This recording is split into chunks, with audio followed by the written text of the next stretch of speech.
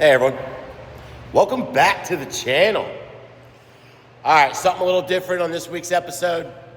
I've been helping a buddy. He's body dropping his truck himself for the first time. Props for that, at least try. He's not confident in welding the frame, so I'm doing a lot of the frame welding portions for him. I already went and did the frame mounts for the body, basically the body mounts that go to the frame. He's already cleaned everything up, lowered them, got them tacked in. I went ahead and welded those in, as well as the front frame horns. So that's done, but now he realizes he needs to go from bag cups to a front kit. So he got the Nfamus kit, and he brought the stuff over, and we're going to drill out the spindles, press some ball joints, and get the bushings in. So let me go ahead and show you what we got going on real quick. If you remember last week or haven't checked it out, go look at last week's video. We put airbags on the front of this. All right, like I said, he got the Nfamus kit. This kit looks like a nice, well-round done kit. So what we need to do is we need to drill out for the bump steer kit, and then we need to drill slightly. One of those gets tapered, and the other one just gets the smaller end opened up some. Then we're gonna put in some ball joints, and then we'll press in some of the bushings and inner sleeves. That way he can get this kit put together. Once we get all this done, we're gonna head over to his house, and I'm gonna go ahead and we're gonna prep the bag plates and then some tabs. Where are those tabs? They're down here somewhere. Oh, there they are in the crate. We'll get those prepped up, mocked up, and we will get it on the truck. It's a 99 single cab GMC Sierra. And look at that nice little Easter egg on that spindle. Yep, you already know what the driver is. All right, if you aren't yet, do me a favor, go ahead and like this video. And then while you're at it, also hit that subscribe button and then turn on notifications. That way you get notified with all the stuff I got going on if you enjoy my channel. We'll be going on the road here in a little bit. I'll be using his welder, something different than I'm used to. I'll have to set it up, get some practice welds in again. I'm not a fan of the welder he has, but it works. Let's go ahead and get some things done. That way we can get over to his house and show you guys what's going on with his project so far.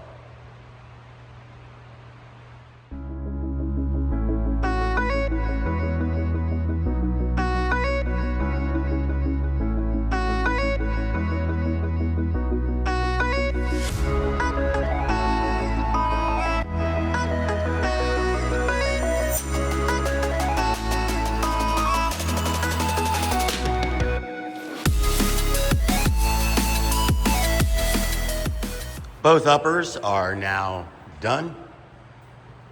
The ball joint sits nice and snug. There's enough gap that when you put a washer on there, it'll be perfect. If it'll focus in there. I want to jump around. All right, so next I'll do the turning ball joint. This one's for the bump steer. This one gets drilled out to whatever size the bolt is. We'll measure that bolt up. We'll open up this package right here. We'll measure up, see what this bolt is, and we'll drill those two out. Then we'll jump to the bottom one. Once we get those done, like I said, I'll go ahead and we'll press these ball joints into the lower control arms, and then we'll throw in all these poly bushings. Once those are all done, we'll head over to Vic's, and y'all can go with. We'll get over there and I'll show y'all what we're working with. Hey, if you want to do me a favor, hit that subscribe button. Don't forget to ring that bell. Comment on this video, and if you don't mind, give it a like.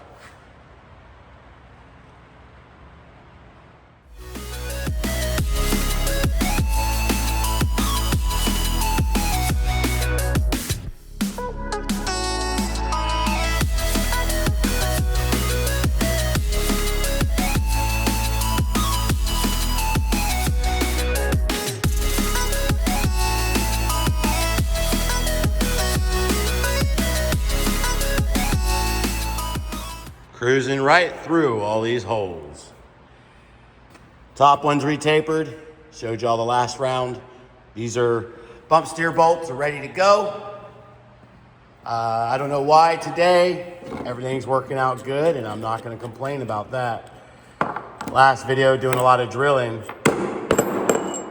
Seemed like it wanted to take forever, but all right, as you see, we are good to go. All right, next we'll go ahead and start working on the bottom ones.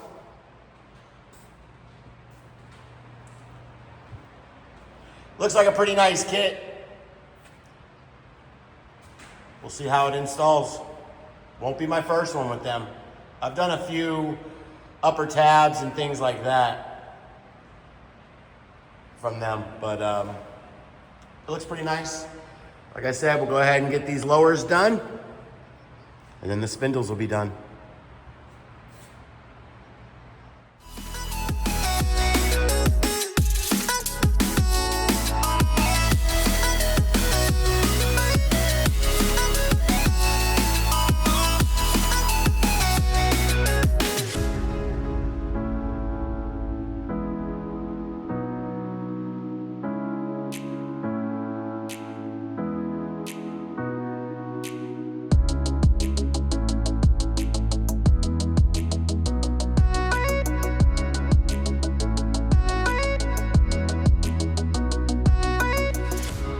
On to the next step.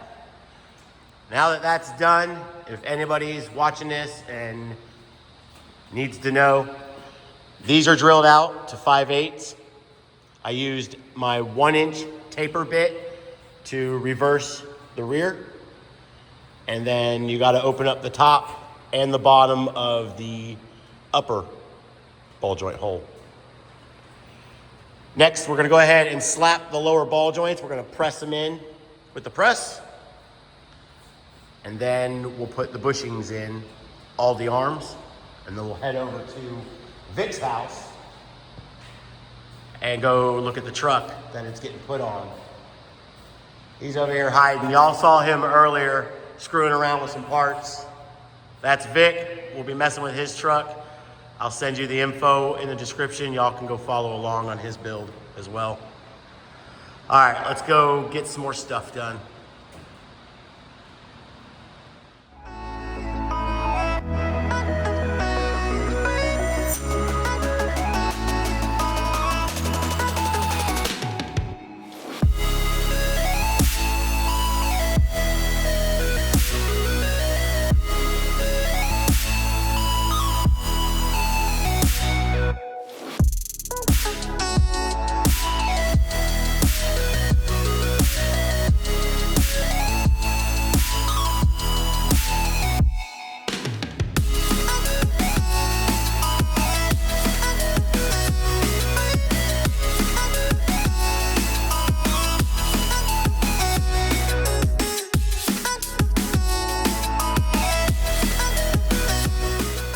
Now that the bushings are in, the ball joints are pressed in, and we have the spindles drilled, it's time to go to his house, to his shop.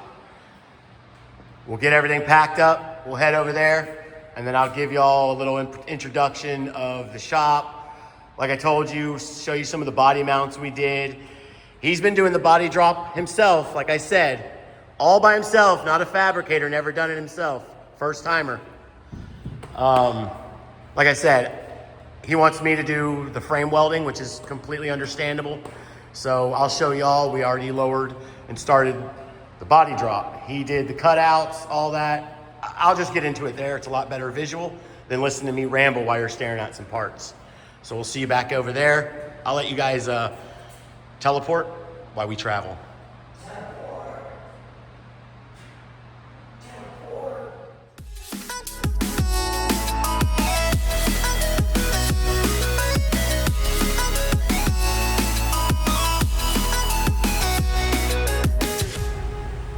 We have made it. This is Vic's little shop. This is his 99 GMC Sierra.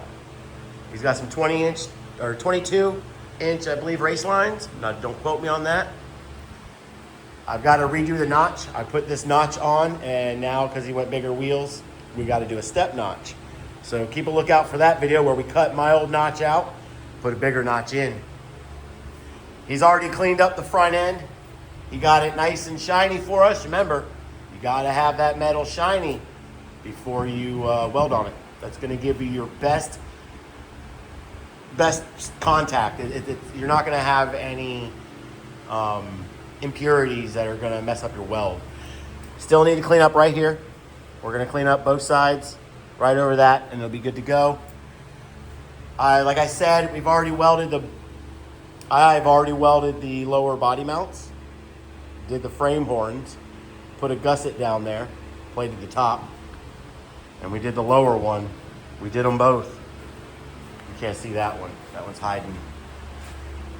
But I came and knocked that out for him to help him out, and we're going to go ahead and do the same, and we're going to get this front knocked out. So we need to go ahead and prep the frame that little bit, get some of that brake line stuff out of the way, and then I need to prep the tabs. The tabs are in that crate. We'll get them out, make them nice and shiny, and I'll show you how we assemble the arms and how we place everything.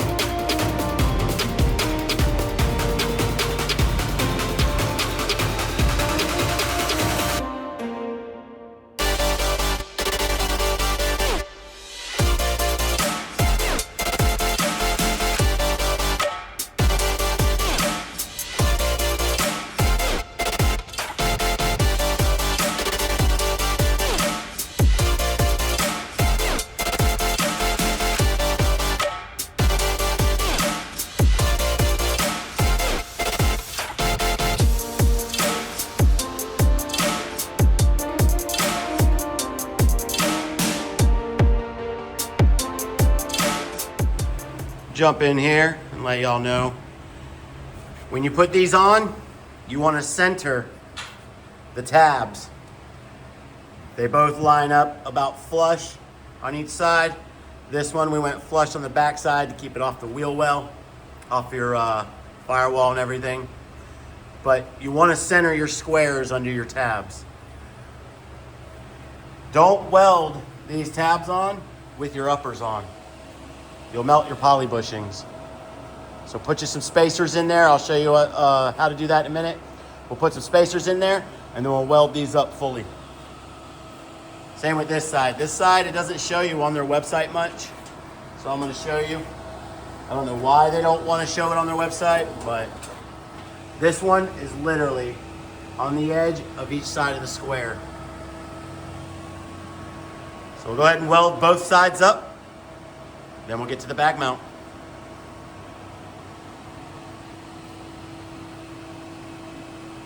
Hey, friendly reminder, if you aren't yet, go ahead and hit that subscribe button. Don't forget to ring that bell. That way you get notified with all the random weird stuff I post. Good.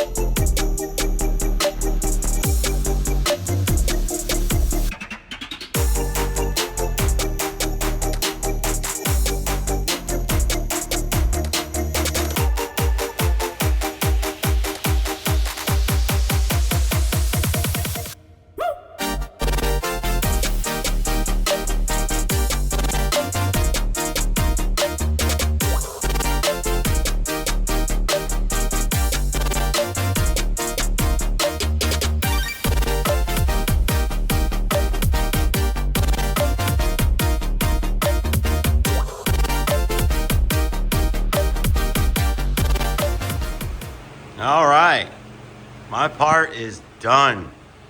Frame is all welded up. You saw we tacked them up, and then I went ahead and welded everything up. Both sides. Ready to go. So now he just needs to throw some paint on there and start assembling everything, and he'll be ready. I don't know who owns one of these welders. I used it because he had it. That thing right there will make you feel like you can't weld. I don't know if just this one's messed up, something's wrong with it. I know the trigger's a little messed up, but I need him to fix that trigger, and then I need to weld with it again and see, but I don't like this thing. This thing is not fun, and it's real pulsy. Like it almost feels like the ground's messed up. And if you have one of these welders, let me know your input and what you think of it. I'm not gonna get one. I'll stick to my Lincoln, but I don't know. I'm not a fan of that welder. But it did the job. The welds aren't the greatest. They aren't the prettiest, but that heat transfer's there. So if you're discouraged and your welds aren't the prettiest, as long as your heat transfer's there, it'll be all right. Not everything's gonna work out perfect. Sometimes the welder's not that great and you just gotta get it done. But, all right. This, like I said before, this thing's gonna come back to me. We're gonna eventually change out that notch to a bigger one. And also thinking about it, we're gonna have to change out that lower bag mount because he went bigger wheels. He went to 22s now. I believe he had 18s or 20s prior. So you go bigger wheel, you gotta change things up. And you gotta account for that. That's why I build my stuff for 28s. If I decide to go smaller wheel, I can, but it's always built for the bigger wheel. All right, everyone. Thanks for watching.